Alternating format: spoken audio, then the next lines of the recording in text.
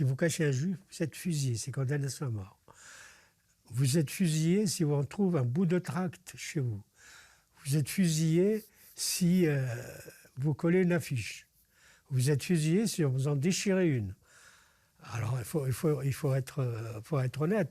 On dit il y a les autorités allemandes ou françaises pétainistes, collaboratrices, demander à Ben Gabrit, dites-moi, monsieur Ben Gabrit, voilà, c'est la préfecture de police de Paris, est-ce que madame Untel est musulmane? Il ne répond pas. Il dit ni oui ni non. Et puis d'autre part, bon, c'est vrai qu'il y avait de la propagande allemande qui essayait de se rallier les élites musulmanes, bon, qui était beaucoup plus vaste que ça, donc la mosquée de Paris faisait partie de ce dispositif. Bon. Et même, ils voulaient que amener Sicadour vers leur pression comme ça, propagandiste. Il a toujours résisté. Et donc, les Allemands n'étaient pas très contents de lui parce qu'il ne faisait pas beaucoup d'efforts pour les soutenir. Alors lui, ils l'ont arrêté une première fois, en 1941.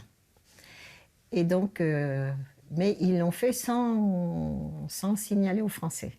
C'est-à-dire, ils l'ont envoyé à la prison du Cherche-Midi, et ça s'est répandu très vite dans les milieux gouvernementaux que Sicadour Ben Gabrit avait été arrêté. Et donc, il y a eu des protestations de l'État tout de suite, de partout. Il a été relâché.